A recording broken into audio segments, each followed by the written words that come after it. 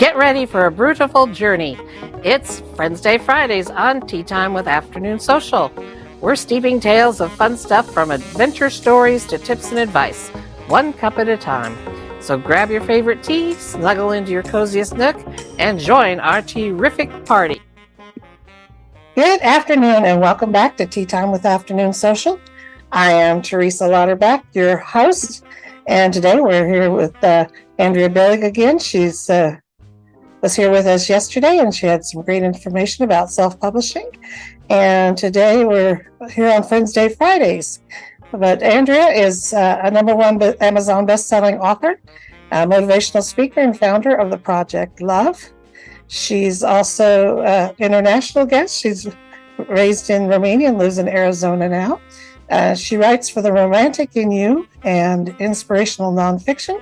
She also thrives on inspiring and assisting new authors as a book coach and self-publishing expert. She's the founder of the award-winning educational center, Self-Publishing Mastery. And today we're going to talk about love, the ultimate superpower. Oh! And she has a new book she's going to show us and talk to us about. Yeah, there it is, called My Life on Tinder and Cat. But also she's going to talk about how love impacts relationships, romance and dating relationships. So thank you, Andreea, for being here again today. We had a good time yesterday, so we'll just dive right into what love, the ultimate superpower is, and I'll turn it over to you. Thank you for having me again. It's good to be back.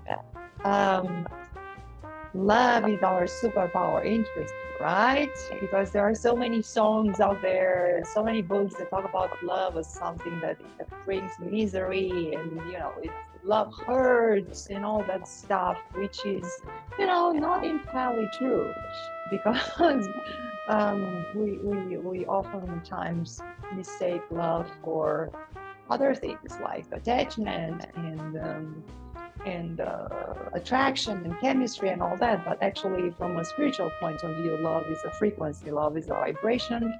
It's one of the highest vibrations we can experience as human beings. So and it's actually, the life force energy is also, that I strongly believe it's our true nature as human beings. And I know there is so much going on in the world right now that you might, refute me and say, how can you say that love is our nature when look what's going on?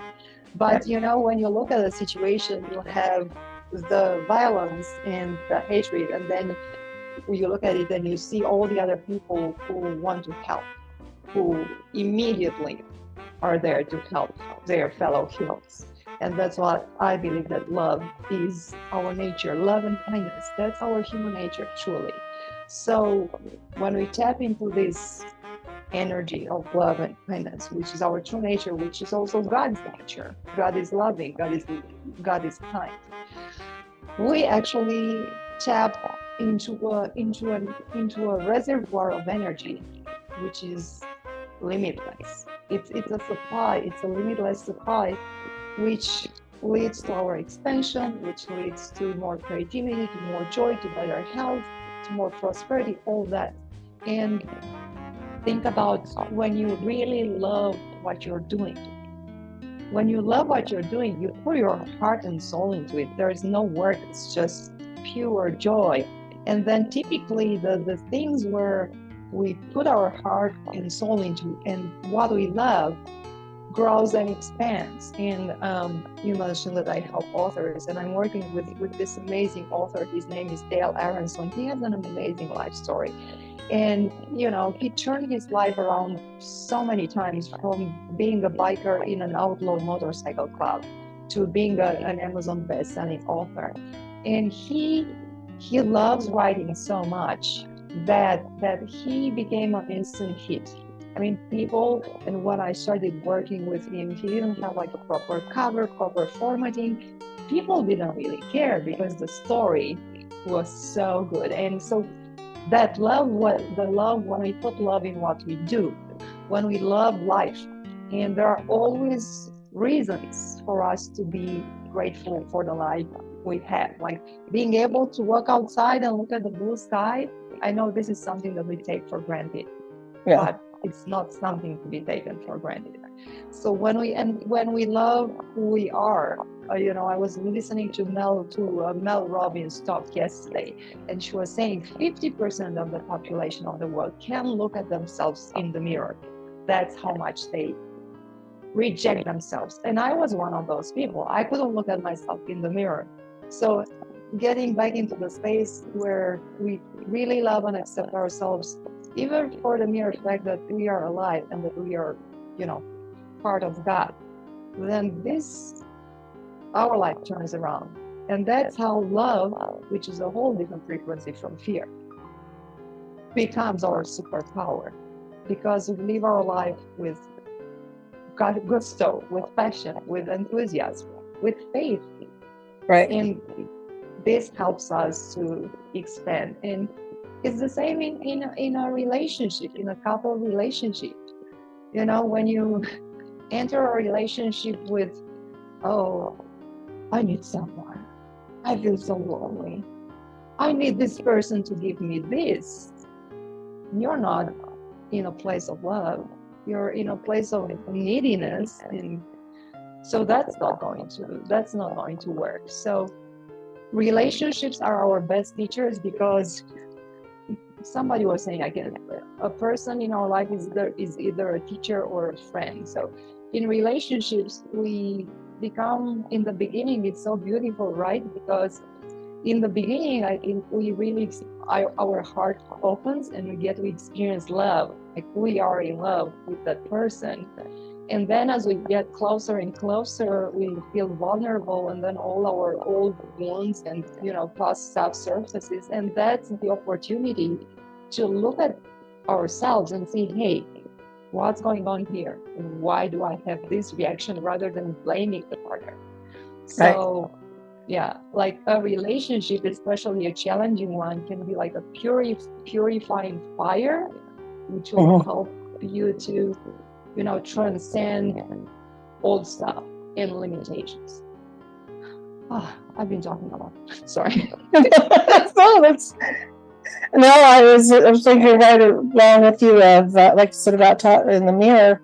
That's one thing that somebody had suggested, that every day you need to get up and look in the mirror. Yeah, and give yourself a high five. Right. Yeah. Acknowledge yourself, like, hey, I'm not really that bad. I'm actually a good person, and there's a lot of good in me. So, yeah, you need to have that relationship with yourself. And I think that when you have that love with yourself, that really enhances your superpower as well. Yeah.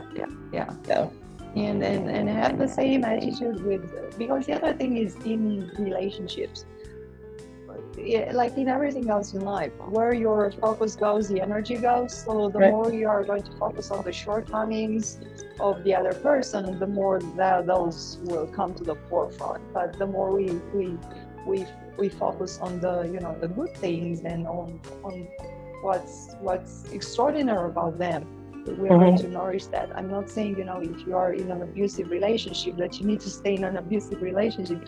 I'm talking about a relationship that's like kind of a healthy relationship, where both partners are healthy, emotionally healthy human beings. Let's not find fault in one another. Let's, look at what's really good in one another, and let's enhance that and grow that.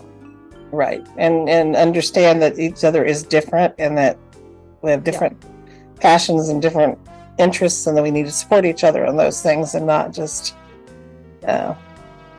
be self-focused. Yeah.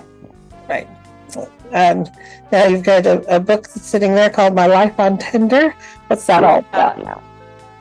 So actually, it's I think you get it's my life on. It was supposed to be my life on Tinder, but I didn't want to get into a lawsuit or anything. And then I thought, Tinder is kind of fun, because the other thing is, on these dating apps, and I've been on dating apps on Tinder and Bumble for a long time now, and sometimes they are anything but tender, because this online dating is kind of like window shopping. It's like, I have a permanent supply of people at my right thumb, and I can swipe right and left, and I can just unmatch somebody and I can just ghost the person because you don't see that person as a person. You see it like as a picture or as a bio. It's kind of it's this.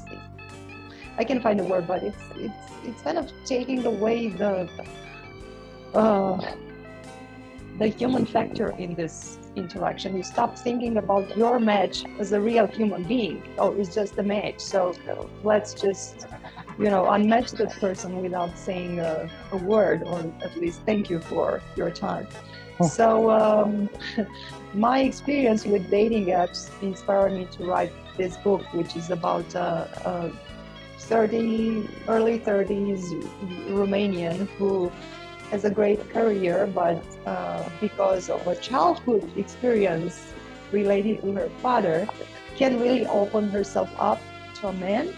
So eventually she realized that she wants to experience this kind of closeness and commitment and love, and her best friend gives her a reading with a gypsy fortune teller, and the gypsy fortune teller tells her you have 3 years to find true love. She doesn't say a man, because we oftentimes think that love is another person. Love, as I said earlier, it's already within us. It's a state of consciousness. Right. And she said, you have 3 years to find true love, and you have to cross the pond. So she ends up in London, and while she's in London, she accidentally matches this rock star guitar player from California, Southern California, Huntington Beach. Yeah. So he invites her to his place, and she goes there. She's madly in love with him, and she hopes they will get married. And so this is what this book is about: her adventures in California with this rock star who, is like a broken shower. It's some days hot, and it's really nice. Other days really cold. So she keeps Tinder, the app, as a backup plan. So that's the book, and it's coming up in November 11th. It's already available on pre-order.